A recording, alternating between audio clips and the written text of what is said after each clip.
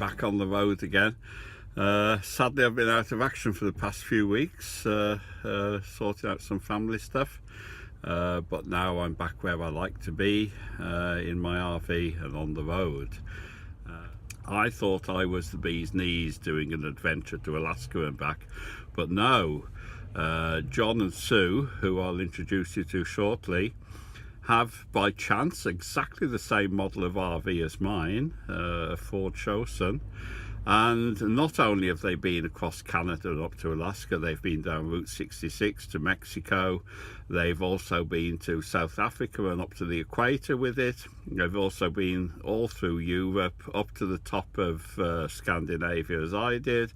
They have also done a lot more adventurous in the wild trips than I have. And strangely enough, they are both ex-retired teachers as I am, both having worked abroad, and they have just got back from 6 months in Australia. They actually put their RV on a freight ship down to Australia, and that was their latest adventure. So I'm hoping to interview them about their amazing adventures down under. So in the meantime, I've got a couple of hours driving to get over to them in Cambridgeshire, and we'll see what happens.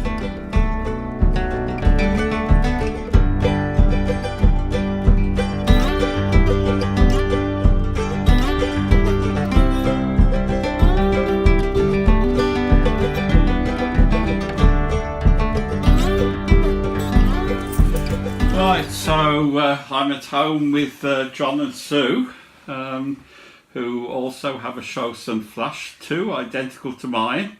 And as I mentioned in the intro, I thought I was the bee's knees with my adventures to across the Atlantic to Alaska and back, but it's nothing compared to what these two guys have done. So they're also retired teachers, as I am, and have also worked abroad. And so John and Sue, perhaps you could just give us a quick rundown of where you've been in the world, and then perhaps we can hear something about the latest adventure.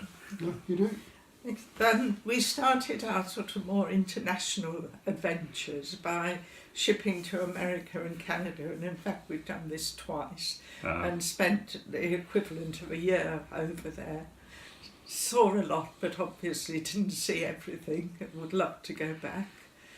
We then have shipped also to Southern Africa, and from Southern Africa we actually got up as far as Kenya and over the equator. That's incredible. And in the course of that trip we visited 11 countries, some of which we were told, oh, don't do, but we survived and we had no real problems. And then we've recently returned from a 6-month trip to Australia, when again we shipped our vehicle over to Perth and circumnavigated Australia on land. Wow, how long did it take the ship to get down there? 'Cause it took 8 days for mine to get to Canada. Ooh, I think it was 7 weeks ago. 7 weeks. 7 weeks. Coming back, it was almost 3 months. Yes. Wow. Came back via Singapore, China, Yeah. Japan. through the Panama Canal, and then to North America, where they actually offloaded the motorhome, because the ship was then heading back to Australia. So the motorhome was put on another ship, which eventually reached Southampton 3 months after we'd left it at Perth. But it's possible, yeah. So we've joked actually about the fact that our motorhome has seen more of the world than we have. Been to countries that we've not been to. So Australia's a big country, so can you outline then the routes that you took and the highlights? Right, we started off in Perth and we did a complete circle all the way around Australia. We also Tasmania. Including Tasmania. We also went into the centre of Australia to Alice Springs and Uluru, and then back out to the coast.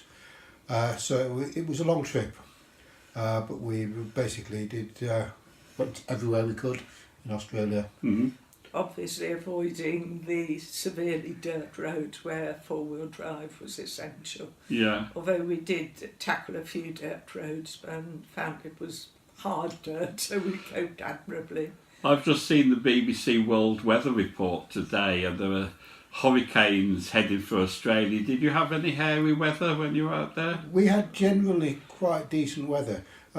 We were there in winter, which of course meant it was much cooler. We didn't want the heat of the summer. But we had some quite extreme weather. When we were down in Alice Springs, the temperature was getting up to about 35, 40 degrees during the day, but at night it was down to -5. So it was quite extreme. Obviously we had snow in the snowy mountains. We had more rain than we expected, but all the way, where was it where they had drought? New South Wales. New South Queensland. Wales. Yeah. They'd had quite severe drought for especially in New South Wales. But we had one quite big storm when we first got there, which meant that there were also a lot of forest fires to begin with, which meant that some of the places we wanted to get to we couldn't actually get to. But no real issues. I think basically we were there at the right time of year. Yeah. So no flooding like there's been in Townsville recently. And no worries about poisonous spiders creeping up the tyres in the middle of the night, or? No, we saw a few large snakes, but with it being winter, most of the snakes were hibernating. We didn't come across any spiders. In fact, not a huge amount of wildlife. We saw an awful lot of kangaroos, mainly dead ones on the side of the road when you're in the outback.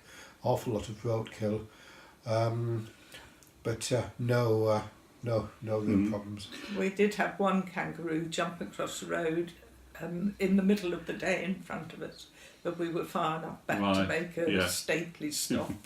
We'd been warned not to travel at dusk and dawn because of the danger of kangaroos on the road. One thing I remember about my Canada trip was that I met quite a few colourful, almost stereotypical characters in various parts of Canada. Did you meet any interesting people on your travels? Not really. We met a lot of grey nomads. Yeah. Huge number of people our age who were just spending their retirement just driving around Australia in camper vans or motorhomes and converted buses, and some of them were quite colourful characters. There were also a number of families having taken children out of school for a year, which, from what I could gather, isn't frowned upon like it would be here. Well, we're all former teachers, and I would concur that it's the best present you could give your child. Yes. Yeah. We'd met the same when we'd motorhomed in New Zealand, families educating their children en route. Right. But often some of the people that we met, the parents were teachers. Yes. And they were teaching their children. Yeah. Homeschooling. Homeschooling, exactly. And as well as you say, as well as the homeschooling, of course, we've got the fabulous experiences and all the things that make them too. Yeah, I hope that my grandchildren, maybe if my son inherits my motorhome one day, he'll do the same. Just before we go, I shipped my motorhome using the German firm Seabridge to Canada. It all went pretty smoothly, although there's a lot of paperwork. Was it a lot more complicated for Australia? Not really. The only big issue you've got with Australia is that they have very, very tight quarantine regulations, which is not really surprising. I mean, their flora and fauna is so totally different to the rest of Europe.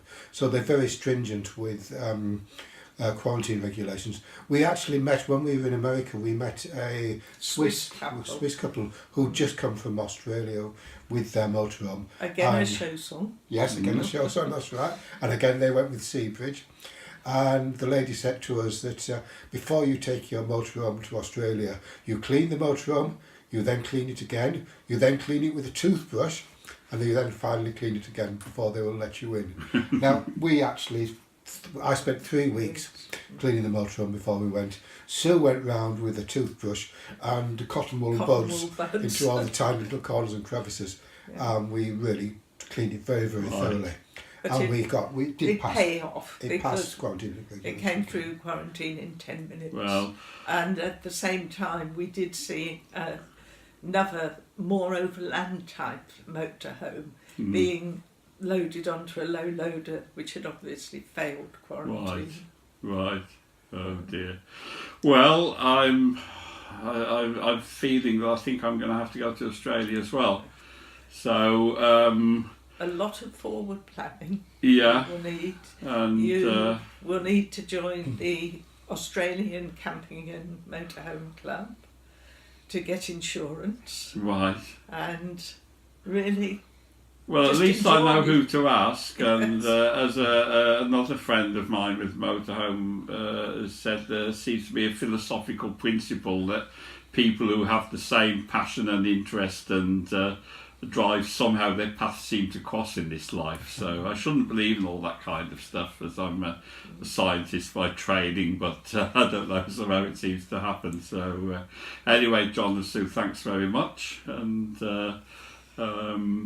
I can only say to anybody else who's thinking of doing it, don't wait, make Do your it. plans, do Yeah. it now. enjoy it. Yeah. And add to the number of Brits who do it, because we did not meet another British motorhome registered.